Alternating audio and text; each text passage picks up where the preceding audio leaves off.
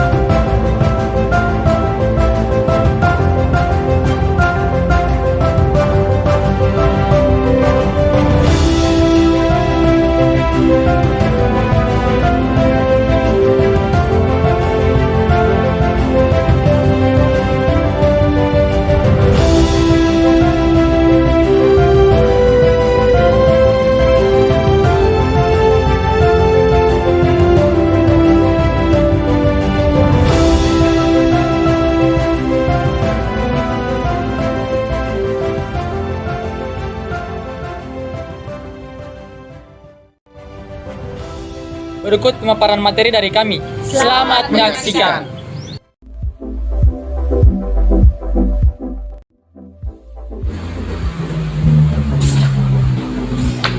Materi pertama mendeskripsikan konsep tentang kebutuhan sistem pendukung keputusan. Pengembangan sistem informasi terus mengalami transformasi secara kontinu.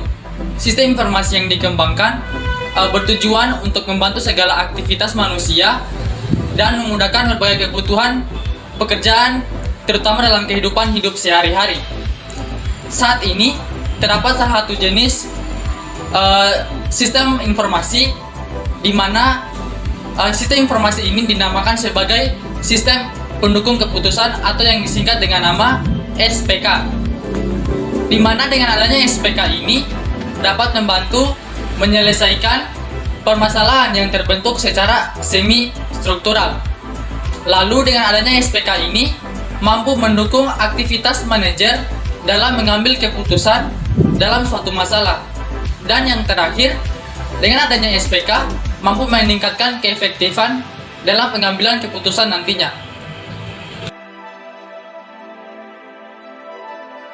Materi 2 mendeskripsikan jenis-jenis keputusan. Terdapat 3 jenis pengambilan keputusan, yaitu keputusan terprogram, keputusan tidak terprogram, dan keputusan semi terprogram.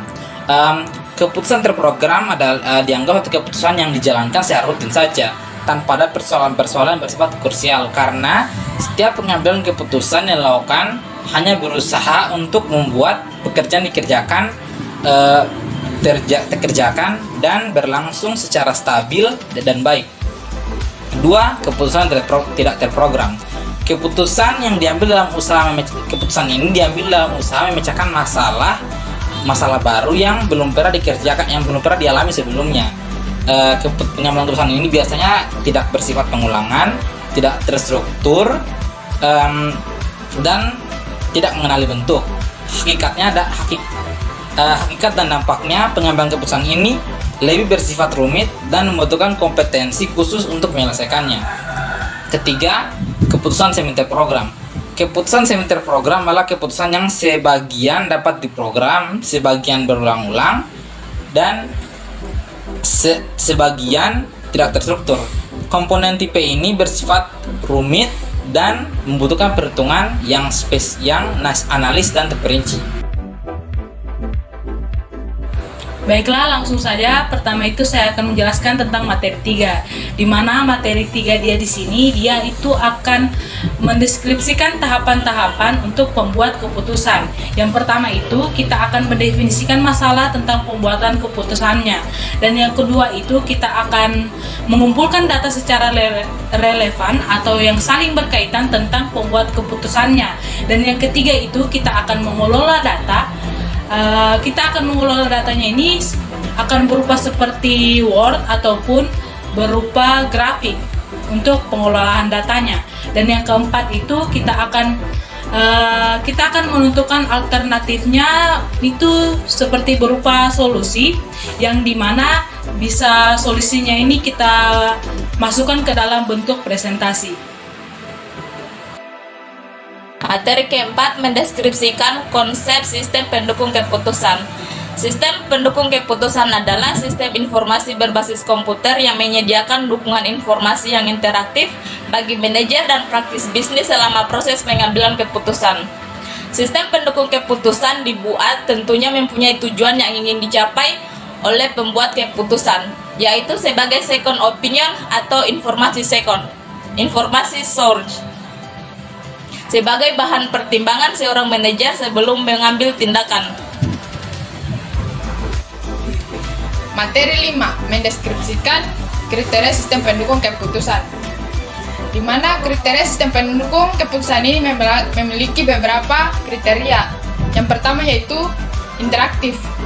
Interaktif ini memiliki unsur interface yang komunikatif sehingga pemakai dapat melakukan akses secara cepat ke data dan memperoleh informasi yang dibutuhkan. Yang kedua yaitu fleksibel, di mana fleksibel ini memiliki sebanyak mungkin variabel masukan, kemampuan untuk mengolah dan memberikan keluaran yang menyajikan alternatif-alternatif keputusan kepada pemakai.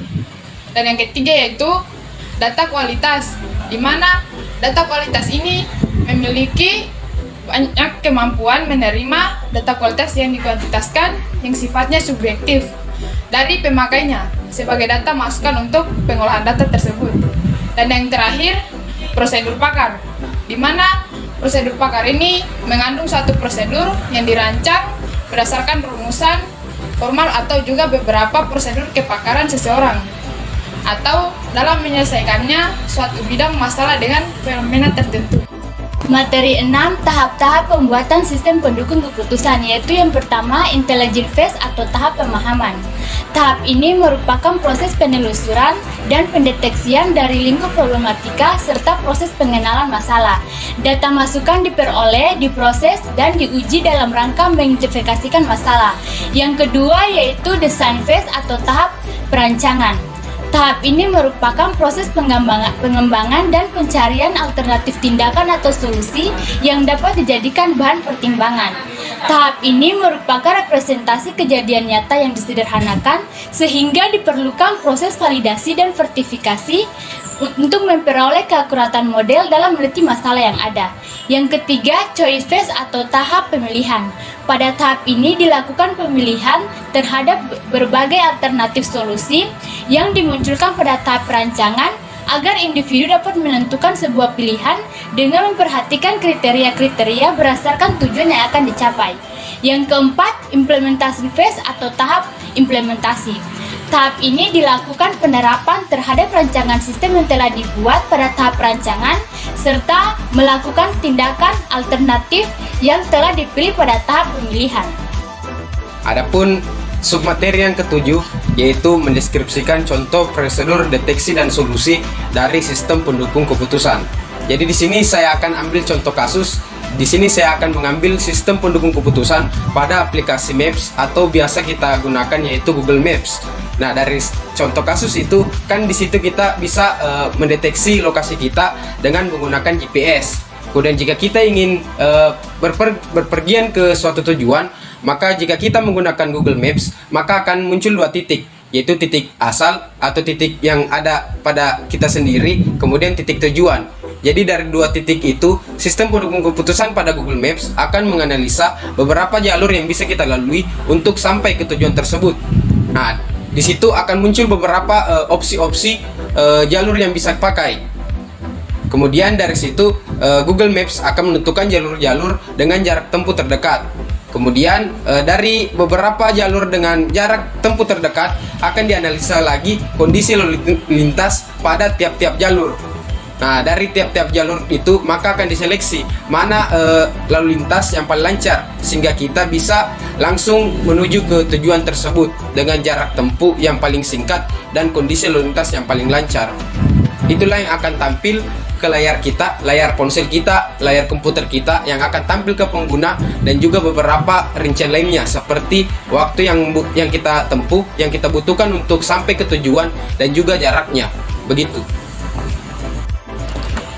Materi 8 mendeskripsikan ruang lingkup pengembangan sistem pendukung keputusan. Ruang lingkup pengembangan sistem pendukung keputusan terbagi menjadi 5, antara lain yang pertama, terdiri dari masalah semi terstruktur dan tidak terstruktur. Maksudnya yaitu di mana suatu masalah yang belum pernah dipisahkan sama sekali ataupun masalah yang telah dipisahkan sebelumnya. Yang kedua, memberi dukungan bagi individu ataupun kelompok. Maksudnya nantinya suatu keputusan yang diambil tidak memilih pada satu individu saja tetapi berpihak kepada semua kelompok.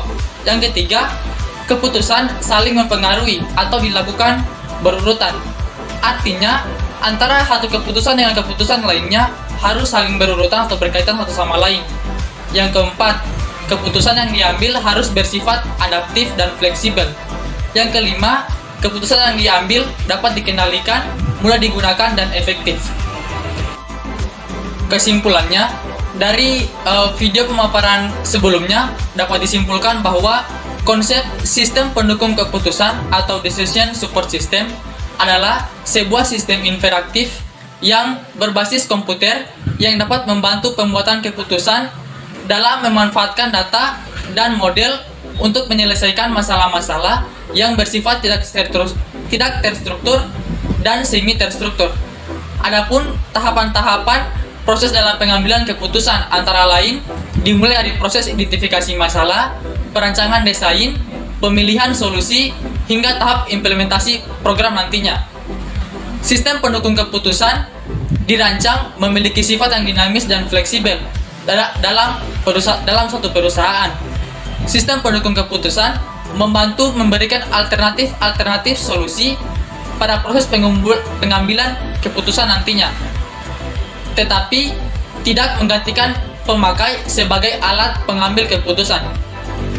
Demikianlah video penjelasan dari kami mengenai sistem pendukung keputusan. Lebih dan kurangnya mohon dimaafkan. Akhir kata, saya mengucapkan wassalamualaikum warahmatullahi wabarakatuh.